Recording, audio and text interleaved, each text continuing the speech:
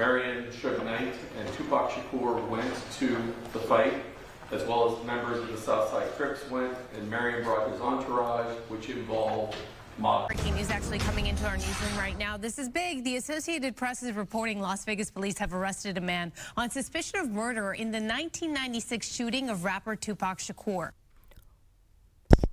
What up, YouTube? It's your girl, TT Shanell. You clicked the title, you read the page. We are getting some type of closure in the Tupac Shakur case. Now, if you know me, and if you don't know me, you get to know me. Hit that subscribe. Now, if you know me, then you know I'm a big Tupac fan. All right? The legend, the GOAT. Now, I don't know about all you weird conspiracy thinkers, but Tupac is no longer here. All right? It's very unfortunate what happened to him. I'm 30 years old. I was born in 92. 96, I was a baby. I didn't know much about Tupac. As I got older, I realized the impact. I realized how powerful his words are still to this day. All right? So I want to talk about the situation, but I first want to get Fox 11 LA their time to basically let us know what's really going on with this Tupac Shakur case. All right? Y'all drop a comment. Let's go.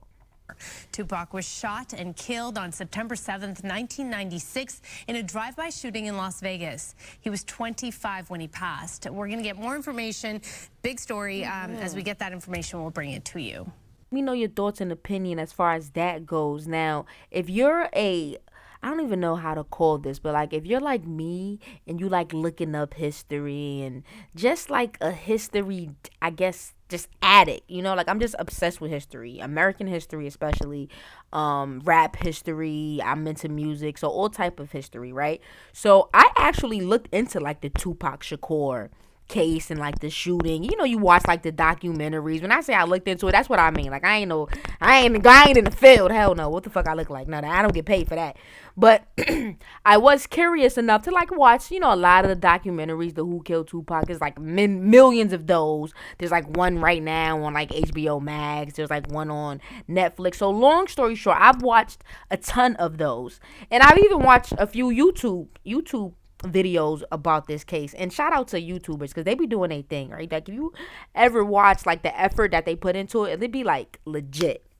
What stood out to me the most with this whole situation was this Keefe D dude. Like there's like audio of him admitting to some shit, and I'm gonna leave that where it needs to be left at. We're gonna press play in a minute, but there's a video of him admitting to some shit. So that part to me right there is just fucking crazy. And on top of that, he's like on DJ Vlad multiple times admitting to some shit. He then writes a book admitting to some shit. So I was just confused. Now, did I read the book? No, but he speaks about the book and Vlad checks him on the book admitting to some shit. So, shout out to Las Vegas Review-Journal. They were inside of the courthouse today when all of this took place as far as a suspect being arrested in this Tupac Shakur case. All right, so y'all drop that comment. Let's go. This is breaking news from Las Vegas Review-Journal. Sponsored by Michael Gaughan's South Point Hotel, Casino, and Spa.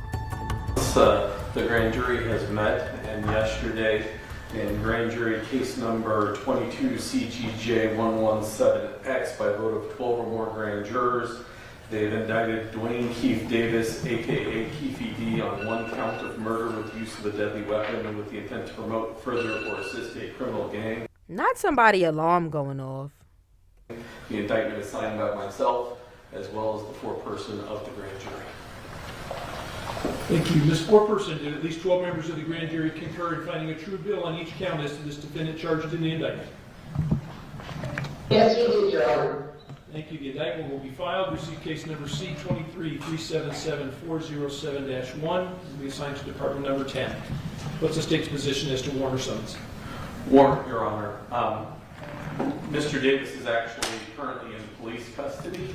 He was, as of this morning, taken into custody on probable cause. As a history of what the factual scenario here is, this case actually stems from an event that occurred on September 7th of 1996. Prior to that time period, there was a record label by the name of Death Row Records that was headed up by an individual by the name of Marion Suge Knight. Ooh, this shit getting good. Mr. Knight associated closely with gang members out of Compton by the name of the Mob Piru. They were Bloodset. One of his star artists was an individual by the name of Tupac Shakur. The Mob Piru had a natural competition or were in disputes with another gang in Compton by the name of the Southside Compton Crips. And by mid-September or mid-1996, there wasn't much of a distinction between Mob Piru and Death Row Records. Shortly before September of 1996, there was an incident in which some Southside Crips and some Mob Piru gang members got into a physical fight, and during that fight, which on the South Side involved Orlando Anderson, and on the Mob Piru side involved an individual named Trayvon Lane, there was an effort to steal a Death Row Records chain. And you see, they talk about that in the movies, and I am going to let it play, so I don't want to hear your mouth. Relax. But they do talk about that in, like, many of the movies. It was on Trayvon Lane's neck. That caused an increase in the tension between the Southside Crips and the Mob Piru. Fast forward to September 7th of 1996, there was a fight here in Vegas, Mike Tyson versus Bruce Seldon. It was routine for the gangsters from Compton to come up here, both Southside and Mob Piru. In addition, recording artists would show. And so Marion, Suge Knight, and Tupac Shakur went to the fight, as well as members of the Southside Crips went, and Marion brought his entourage, which involved Mob Piru gang members, including Trayvon Lane. One of the Southside Crips that was present happened to be Orlando Anderson. And as the Tupac Shakur entourage left out the MGM, Mr. Anderson was alone in the elevator bay at the MGM.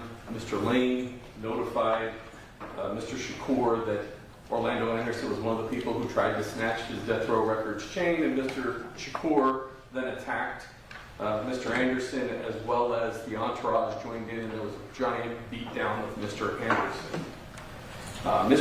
That's basically when Tupac snuffed that nigga. I remember that part in, like, the movies and when they show you, like, the actual footage of that shit. You could look that shit up. It's crazy. Anderson's uncle is Dwayne Keith Davis, who was also present. He is the head of, or was the head of, the Burr Street faction of the Southside Compton Crips. Shortly after Mr. Anderson received his beating at the MGM, Mr. Davis found out about it, and during that, he formulated a plan to exact revenge upon Mr. Knight and Mr. Shakur. In furtherance of that, he acquired a .40 caliber Glock firearm from a drug associate that he had. He then, along with other members of Southside, loaded up into 2 vehicles and went over to the Club 662, which was a club that was down on East Flamingo, where Tupac Shakur was supposedly going to give a concert later that evening. They remained at that scene for a short period of time, but Mr. Knight and Mr. Shakur did not show.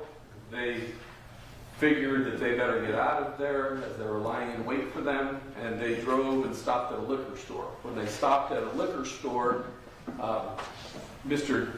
Davis, who was actually originally in the van, decides, I don't want to be in this van anymore because these individuals are not down with what I want to do, which is I want to go and shoot Tupac Shakur and Suge Knight for beating my nephew down in the MGM.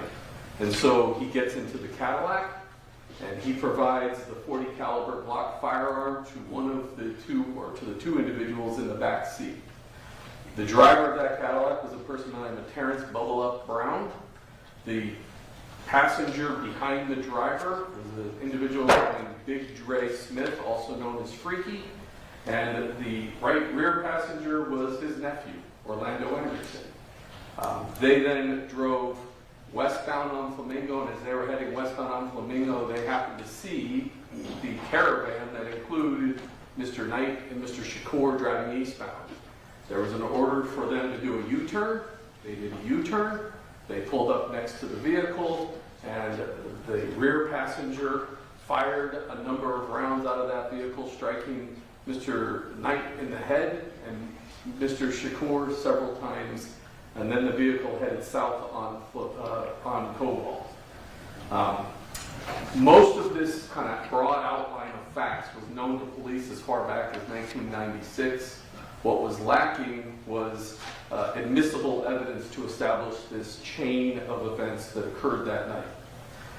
In 2018, Mr. Davis began making public statements about his involvement in this crime on a show called Gangster Chronicles. In 2019, Told y'all. Mr. Davis decided to write a book that occurred that night. In 2018, Mr. Davis began making public statements about his involvement in this crime on a show called Gangster Chronicles. In 2019, Mr. Davis decided to write a book, and an autobiography of his life as the head of the Burris Street Southside Compton Crips, acknowledging that he was a high-level drug dealer, he was the shot caller, or as he put it, if we were in an army, I was the 5-star general.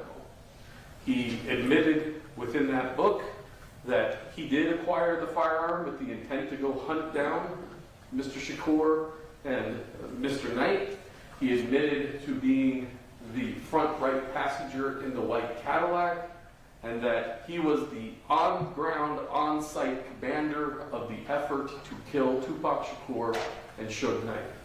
Since 2019, he's appeared at least 8 separate times in promotion of this book and repeated various versions of these events, all of which he acknowledges that he is, in fact, the person that ordered the death of Mr. Shakur and the attempted murder of Mr. Knight. And so at this point in time, Judge, the proof is evident, the presumption is great that he is responsible for the murder of Tupac Shakur, and he will be found guilty of murder with use of a deadly weapon with the intent to promote, further, or assist a criminal gang, and I'd ask for a no-bail warrant for his arrest. Based on those representations, the court finds that proof is evident, presumption great. Warrant will issue with no bail. My notes show that the defendant is not in custody. You said that he is. He was picked up by police walking outside his residence Damn, son, mind you, homeboy like 60 years old. this morning. Okay. He's going to be booked into the Clark County Detention Center on this warrant. And so 1 week, which should be Wednesday, in front of Judge Jones at 10 o'clock. Or at 8:30, Department 10. There's no lower court case that needs to be dismissed, correct? Correct. I'm showing 48 exhibits with some 1A is also included. 1A, 1 through 48 plus a 1A. You want those all lodged with the court? Yes, sir. The exhibits will all be lodged with the clerk of the court. Court orders a pretrial release assessment. Are there any material witness warrants that need to be quashed? There. All right, we'll give you, you said 1 week on Wednesday next week? Wednesday next week. Okay. October 4th at 2:30 a.m. in Department 10. Thank you.